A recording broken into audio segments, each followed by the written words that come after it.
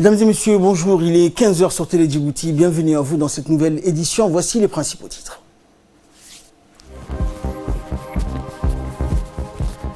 Le président de la République a présidé aujourd'hui les travaux de la 22e séance du Conseil des ministres. Et dans l'actualité internationale concernant la pandémie de la Covid-19, record de nouveaux cas au Royaume-Uni. Bonjour à tous. Le président de la République, Ismaël Omar Guelleh, a présidé aujourd'hui la 22e séance et dernière pour cette année 2020 du Conseil des ministres où 4 questions étaient à l'ordre du jour. Écoutons le compte-rendu du porte-parole du gouvernement. Sous la présidence du chef de l'État, son Excellence M. Ismaël Omar Guelleh, s'est tenue la 22e séance du Conseil des ministres en ce mardi 29 décembre 2020. C'est inscrite à l'ordre du jour 4 questions. La première question concerne une communication faite par le ministre du Travail sur le projet des initiatives nationales pour l'emploi. À l'initiative du ministère du Travail chargé de la réforme de l'administration, le projet Initiative nationale pour l'emploi a été lancé officiellement au cours d'une réunion présidée par le chef de l'État le 26 octobre 2020.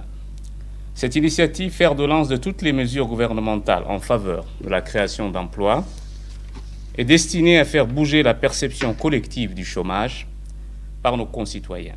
Elle met en lumière les efforts de tous les acteurs de l'emploi, de la formation professionnelle, de l'entrepreneuriat pour valoriser et mettre en synergie les actions de chacun pour atteindre le plein emploi productif et le travail décent à Djibouti. Cette initiative s'inscrit aussi dans une perspective plus large, celle du gouvernement qui fait de la lutte contre le chômage des jeunes une priorité nationale et annonce la prochaine mise en place du programme PAY, Travail décent de l'Organisation internationale du travail dans notre pays. Ce projet mené en 4 étapes importantes ambitionne de créer des milliers d'emplois pour les jeunes dans les mois à venir. Ce programme s'opère à travers une série de rencontres pour susciter une dynamique nationale basée sur l'engagement et l'adhésion de tout l'écosystème de l'emploi. La série de consultations avec les différents acteurs de l'emploi marque la 2e phase du projet. Pour créer une ferveur nationale, faire appel à la responsabilité citoyenne des entreprises, discuter avec franchise sur les obstacles à l'emploi, avec toutes les parties prenantes et se mettre d'accord sur un pacte professionnel. Cette initiative pour l'emploi vise à créer 5 811 emplois avec 2 980 engagements de formation professionnalisante. La 2e question concerne un projet d'arrêté portant approbation du budget prévisionnel 2021 de la Caisse militaire de retraite. Le budget pour l'exercice 2021 de la CMR s'établit en recettes et en dépenses à 2 293 millions de francs djibouti. La 3e question est relative à un projet d'arrêté portant approbation du budget prévisionnel pour l'exercice 2021 de l'Agence nationale de la météorologie de Djibouti. Ce budget 2021 de l'Agence nationale de la météo est de 161 millions de francs djibouti, avec un budget d'investissement de l'ordre de 34 700 000 francs djibouti. La 4e question concerne un projet d'arrêté portant affectation d'une parcelle de terrain au profit de la société Great Horn Training Center, FZE. Cette parcelle de 5 hectares, 50 000 m², située au PK 23, est destinée à l'implantation du centre de formation professionnelle de la Great Horn Training Center. À l'occasion de l'avènement de la nouvelle année 2021, au nom du gouvernement, j'aimerais vous exprimer à tous et à toutes une bonne et heureuse année 2021 et à notre pays, paix, prospérité et progrès. Dans le reste de l'actualité, une importante cérémonie de signature de l'accord d'investissement entre Great Horn Investment Holding et China Merchant portant sur le projet de transformation du port historique en quartier d'affaires a eu lieu aujourd'hui par visioconférence. Cette cérémonie qui a vu la participation du président de l'autorité des ports et des zones franches de Djibouti et du directeur général adjoint de China Merchant Group, mais aussi d'autres cadres de l'autorité des ports et des zones franches de Djibouti et de la China Merchant. Ce projet d'un montant total d'investissement de plus de 350 150 millions de dollars américains fera de Djibouti un centre de business de premier plan où la communauté d'affaires de par le monde se rencontre et échange et va créer à terme plus de 27 000 emplois. Il vient par ailleurs marquer le point culminant de la stratégie du port Park City, un modèle intégrant des ports performants, des zones franches et des centres d'affaires. À noter que la première étape de ce vaste projet a été démarrée le 8 octobre sous le haut patronage du président de la République, Ismaïla Omar Guelleh, et concerne la construction d'un centre exposition et d'un hôtel 4 étoiles, à terme des business towers, des centres pour les quartiers généraux des grands groupes internationaux, mais aussi des espaces de promenade et de shopping malls seront construits. C'était en 2011, le président de la République avait lancé les jalons d'une nouvelle politique volontariste axée sur l'amélioration des conditions de vie et d'habitat des habitants vivant dans les quartiers précaires dépourvus d'infrastructures de base. C'est donc sous la forme d'un programme national de résorption de l'habitat précaire appelé Programme Zéro Bidonville que voit le jour cette velléité d'une justice sociale du chef de l'État. Ce programme tend entre autres à la pratique d'une justice sociale qui est celle d'offrir aux citoyens de cette nation un logement décent et les mêmes chances d'accès aux services urbains, quelles que soient leurs conditions sociales ou le lieu de résidence.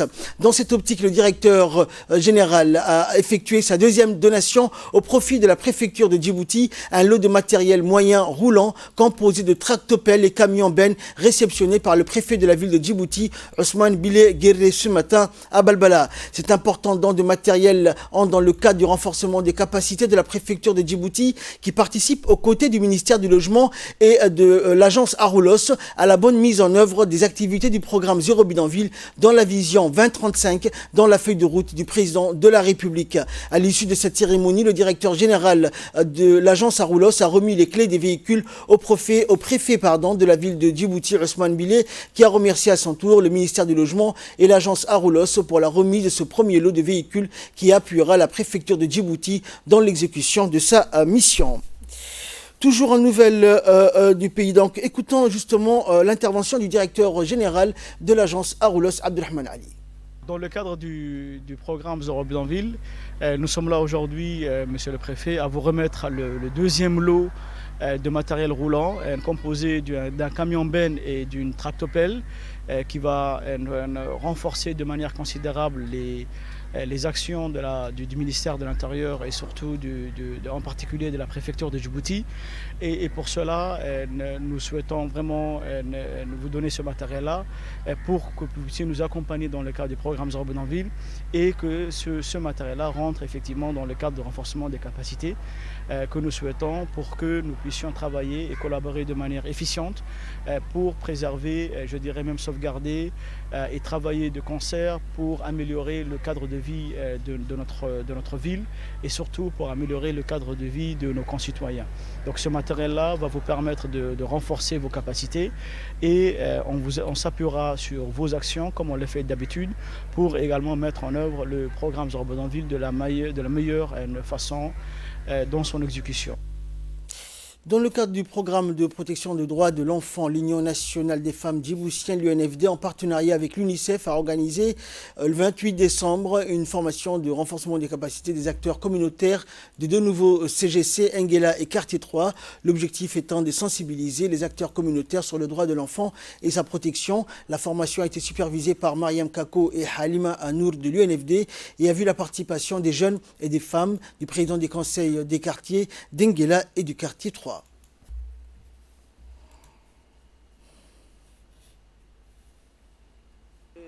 Cette formation, on espère, Inch'Allah, avec l'aide de Dieu, qu'on bénéficie à nos concitoyens aussi.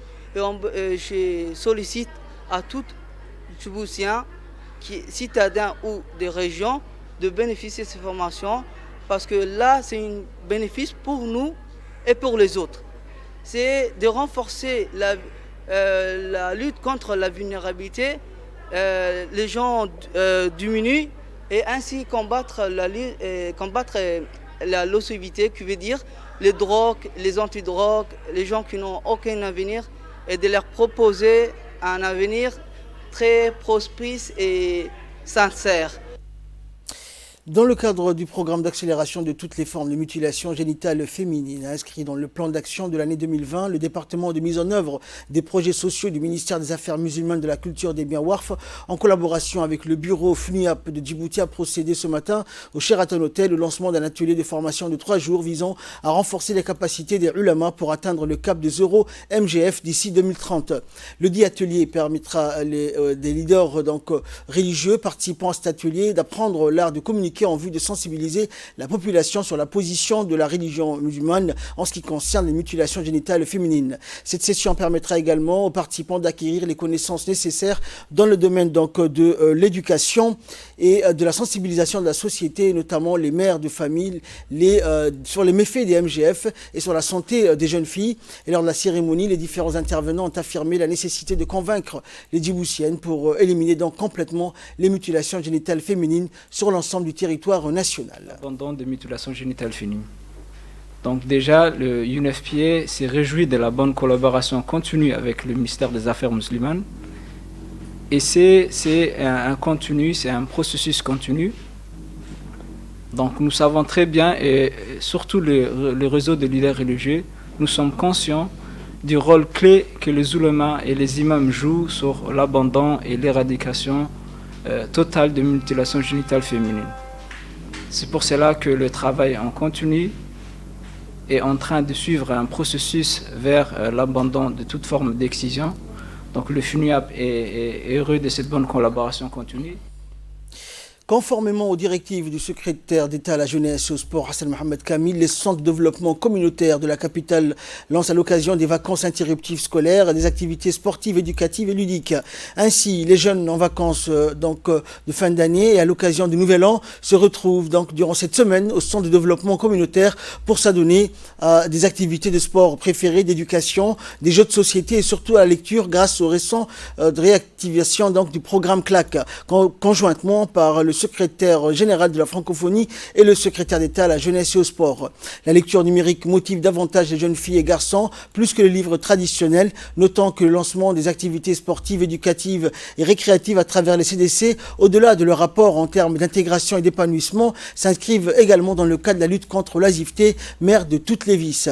Et le secrétaire d'État à la jeunesse et au sport s'est félicité du lancement de ces activités, surtout l'incitation à la lecture chez les jeunes pendant les vacances interruptives, et s'est dit confiant que cette initiative donnera ses fruits dans un futur très proche.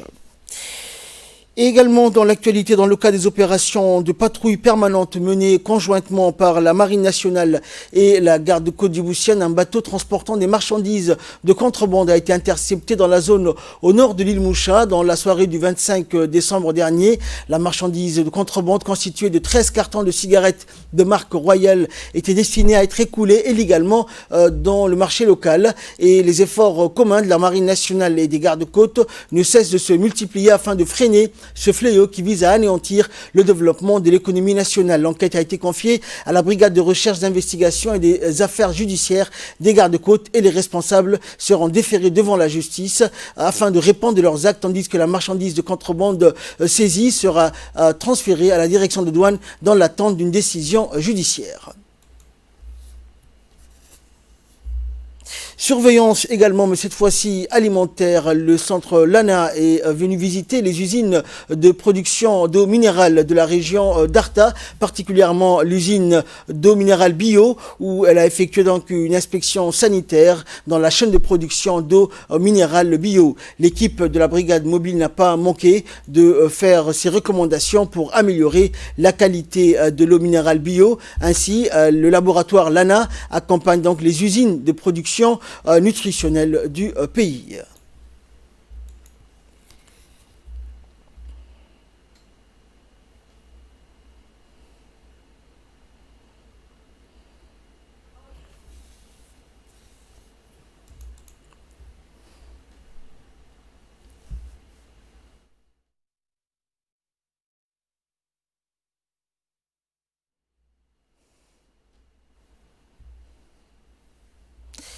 La lutte contre la contrebande se renforce de jour en jour avec des saisies fréquentes des produits introduits illégalement dans notre pays. C'est ainsi que les éléments de la douane de Dikil, sous la direction d'Omar Moussa, en collaboration avec les éléments de la police nationale de Dikil et l'appui des forces d'unité d'intervention de la police nationale des péchés de Djibouti, ces derniers ont intercepté successivement dans la matinée du 28 décembre 4 coureurs transportant à dos une quantité importante de cannes de contrebande en provenance d'Éthiopie à travers le secteur de Bondara et Gami de la région du Dikil. Plus de 4 colis de 4 de 30 kg chacun, soit 120 kg, avec un total ont été saisis donc et transportés à Dodome, arrêtés et immobilisés. La séance donc de destruction de la marchandise de contrebande s'est déroulée donc à la caserne de police nationale de Dikil et les contrebandiers ont été donc arrêtés et placés en garde à vue. Et enfin, avis de recherche pour clore l'actualité nationale. La famille Abdullahi Ali recherche activement leur fils de Ali Abdullahi, porté disparu depuis dimanche dernier vers 18h. Il a quitté donc le domicile familial situé à Balbala, donc ancien. La dernière fois que ce jeune homme a été aperçu, la famille donc a vu le petit de Ali Abdullahi porter une chemise grise. Il est à noter que le jeune souffre d'une maladie mentale. Prière à toute personne qui croiserait donc son chemin ou qui l'apercevrait de contacter le numéro 65 14 01 ou le 77 45 50 86 ou de le conduire au poste de police le plus proche. Et là, nous passons à l'actualité internationale. Coronavirus, nouvelles restrictions en Afrique du Sud. La vente d'alcool est interdite et le port du masque désormais obligatoire partout en Afrique du Sud, a annoncé lundi soir le président, alors que le pays vient de dépasser le million de cas de contamination au coronavirus. Le couvre-feu est également élargi, débutant à 21h au lieu de 23h jusqu'à 6h du matin. Personne ne sera autorisé à quitter ou à être en dehors de son domicile, sauf les personnels de santé, pendant ces heures de la nuit, a précisé Cyril Ramaphosa lors d'un discours télévisé au temps solennel. Bars et restaurants ne fermeront pas complètement. Le président a insisté sur la nécessité de préserver autant que possible une économie déjà très fragilisée lors de la première vague. Mais ces commerces vivront des soirées écourtées, mettant clients et personnel dehors dès 20h afin de respecter le nouvel horaire de couvre-feu. La vitesse de contamination est particulièrement alarmante, a insisté le président Ramaphosa, dénonçant un manque extrême de vigilance parmi nous et pendant des fêtes, a-t-il indiqué. Et l'Afrique du Sud est devenue dimanche le premier pays africain à dépasser le million de contaminations, alors qu'une variante plus transmissible du coronavirus est responsable d'une grande majorité de nouveaux cas. Le pays de près de 59 millions d'habitants a officiellement comptabilisé 1 400 000 cas positifs et 26 735 décès. Covid-19 toujours. Record de nouveaux cas au Royaume-Uni. Le reste de l'Europe se prépare. Le Royaume-Uni a enregistré lundi 41 000 nouveaux cas de Covid-19 en une seule journée. Un record depuis le début de la pandémie. Il y a désormais dans les hôpitaux plus de personnes hospitalisées qu'au pic de la première vague. En Espagne, par exemple, la situation n'est pas plus réjouissante. La barre des 50 000 décès a été franchie lundi et les chiffres sont sans doute sous-estimés. Après avoir enregistré une baisse pendant 2 semaines, le taux d'incidence du virus est remonté la veille de Noël. L'Organisation mondiale de la santé tire de son côté la sonnette d'alarme. Nous ne sommes pas totalement prêts pour la pandémie actuelle et encore moins pour la prochaine, a souligné Tedros Ghebreyesus, directeur général de l'OMS. Après l'Allemagne, la Hongrie et la Slovaquie, samedi, l'Espagne, l'Italie et la France, dimanche, la Belgique et le Luxembourg ont également commencé à vacciner. Les autorités veulent serrer la vis jusqu'en Suède, alors qu'ils menaient jusque-là une politique plutôt laxiste. Le gouvernement suédois a présenté ce lundi un projet de loi qui le dote temporairement de nouveaux pouvoirs qui lui permettraient à partir du mois de janvier de décider la fermeture des centres commerciaux, grands magasins ou des transports publics si nécessaire. C'est la fin de cette édition. Merci à vous de l'avoir suivi. Excellent après-midi sur Télé Djibouti.